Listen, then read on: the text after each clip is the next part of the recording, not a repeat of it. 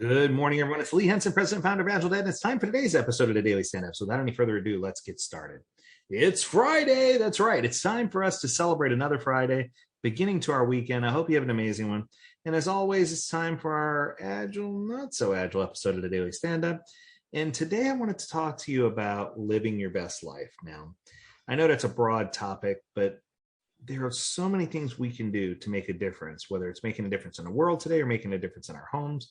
So I had someone ask me if I could put together a top 10 list of key tips for living your best life. And I think I got it. I think I got a good top 10 list here. It took me a little while to get there. So I want to make sure that we talk about these because I think each one is incredibly important. So coming in at number 10 is the importance for you to try to visualize where you want to be. So let me explain. So if you constantly are picturing yourself living your best life, think about your surroundings, what you're doing, the world around you. And I think that if you envision all these different pieces, it's going to help you to really see yourself where you are. I remember the scene in The Greatest Showman where he's standing in front of the window and he sees himself in the ringmaster uniform or the ringmaster outfit. And that helped him see where he was going to potentially be. And it worked. I also remember in The Music Man, Professor Harold Hill always talked about the think system. And even though it sounds so funny right now, if you think it, if you dream it, you can do it. The visualization process really works if you can imagine where you are. And if you feel stuck, it means that you have to develop a better mindset, that you have to think stronger, that you have to find the tools necessary for you to get there, and that you have to be able to visualize where you're trying to be. Number 2 is going to be find your sense of purpose, or number 9, I guess, is find your sense of purpose. We're doing 10, 9, 8, 7. So find your sense of purpose. You know, we thrive as humans when we feel like we're useful or we're part of something bigger. I think it's just important to do things that make us light up. We want to make sure that we surround ourselves with people who help us understand our purpose and help us build towards our goals.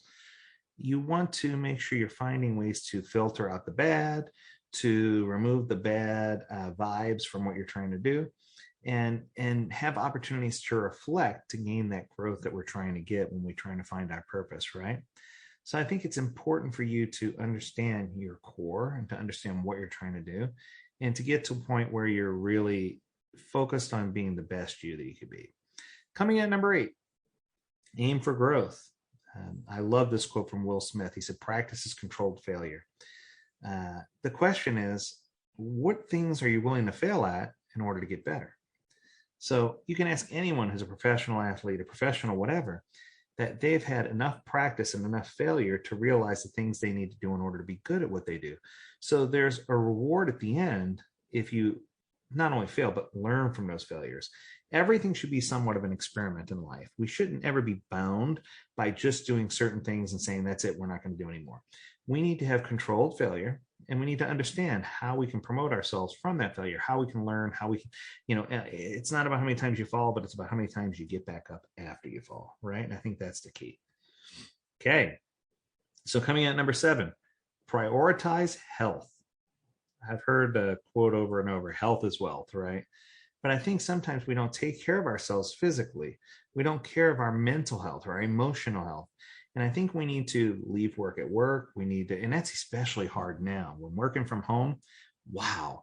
A lot of people in this post-COVID or this during COVID era are starting to tie work and home together because they're working from home, for crying out loud. So I think that if you're going to get to the bottom of all these underlying issues and the things that are happening in your life, you need to learn when to promote your mental health and how. And you need to understand how to promote your physical health and how to get into a groove so that you can keep your body healthy, keep your mind healthy, and most importantly, keep your spirit healthy, your heart healthy, so that you have both physical health, emotional health, and mental health. Because I think all those things tie together in the end. Okay, that leaves us with 6. Take action, right? I think that sometimes we have good intent on doing things, but we don't act on those feelings that we have. So it's important for us to, when we feel something, do something. We see these signs all the time, see something, say something. But if you feel something, do something. Whether it's extending a helping hand to someone, whether it's advocating for something that you know is right, whether it's, no matter what it is, you need to take action. You can't just be a bystander for your entire life and expect to live a full, rich life. You need to find ways to get in there and do your part, contribute, take action. Next, we're going to talk about figuring out your finances. Money can't buy happiness, but I'll tell you what, in the end, money matters, right? It's one of those things where, Dave Ramsey always says, beans and rice, rice and beans, get rid of your debt, create a snowball. He calls it Financial Peace University. It's an outstanding concept, and it's something that everyone should do if you haven't already. But he has baby steps that you have to take along the way to get there. And I think when I talk about figuring out your finances, sit down with your spouse, with your loved one, with the person who's closest to you, with your partner. Figure out what your dreams are, figure out how much it's going to cost you to fulfill those dreams later, and figure out what you need to do today to be prepared for tomorrow. The best advice I've ever given was to a group of teens where I was doing a speech, and I told them that the money they invest today as teenagers from their first job is going to be worth the most later on. So the moment they're allowed to invest in an IRA or 401k, especially if there's a match, they need to make sure they're putting money in there, because that money is going to be worth so much more later than the money that they invest when they're later in life. Just food for thought, right? The truth is, when you think that the average person only has, when they're about to retire, from work, that many of them have on average $200,000, $250,000 when they retire. That scares me, right? That's not enough for you to live through retirement. So you end up living on Social Security or minimum payments. And even if you had a pension, it's just not enough to get you by. So I think we need to get to the point where we have a lot more money than that to sustain us over time, so that we know that we can continue to live our best life. Next, we have nurture your environment. And I think this boils down to being intentional about the things that surround you and how they influence you. Create a sacred place. Create a place that's spiritual to you. Create a place where you're surrounding yourself with positive energy. And I think that the people and objects around you are going to greatly impact your mood and how you feel about yourself. Your self-worth, right? So sometimes I find changing your environment. It could be changing up the decorations in a room, or changing the surroundings, or getting outside and enjoying nature, or whatever the case may be. Some of the best times I've ever had were out on a hike by a waterfall, or doing something along those lines. It's just change your environment to create new and interesting things. And don't be afraid of the ultimate environmental shakeup. Travel. Go places, see things. I know people are saying, but what about COVID? I love you to pieces, but what I can tell you is you only got one life.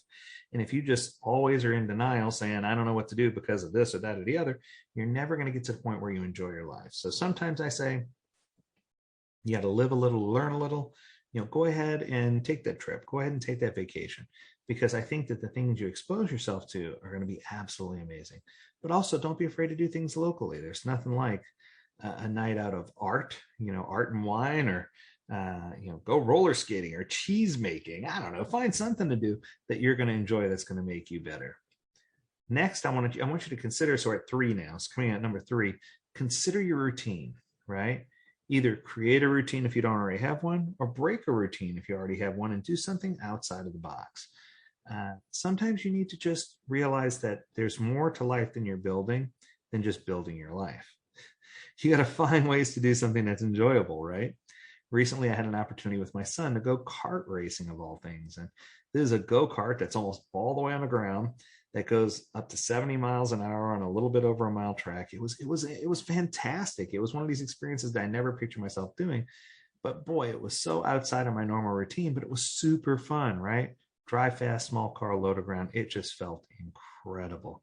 It just felt amazing to be part of something that we both enjoyed. We both had a heck of a time doing it. It was great, right? It was absolutely insane. Okay, coming at number 2, find ways to serve others, right? And I think that this is important, because when you lose yourself in the service of others, that's when you find out who you really are. I've said that a million times. But your internal purpose needs to be build relationships to uplift others, and to build a place where you'd want your family to be through acts of service and kindness, donating money or time to a cause, volunteer at a homeless shelter or somewhere else, smile at someone. I mean, it doesn't have to be something that costs money. Do something that's going to help you focus and live your best life. And of course, coming in at number 1 is become spiritually grounded, whether that means investing in a faith-based church and going to a church, whether it means meditating or doing whatever you have to do to become spiritually centered. Because I think once you recognize where you are in life and you start to prioritize the things that are important to you with regard to your spirituality and who you are as a person. When you become centered and grounded, it makes it easier to do all those other things that we talked about on the list. Well, that's it. I hope you enjoyed it. As always, we encourage you, if you have something you want to talk about, don't be afraid to ping us. Let us know. Learn more at agiledad.com. We'd love to hear from you. I hope this message hit home. We'll talk to you on Monday. As always, we encourage you to stay healthy, stay well, and stay agile, my friends. Do take care.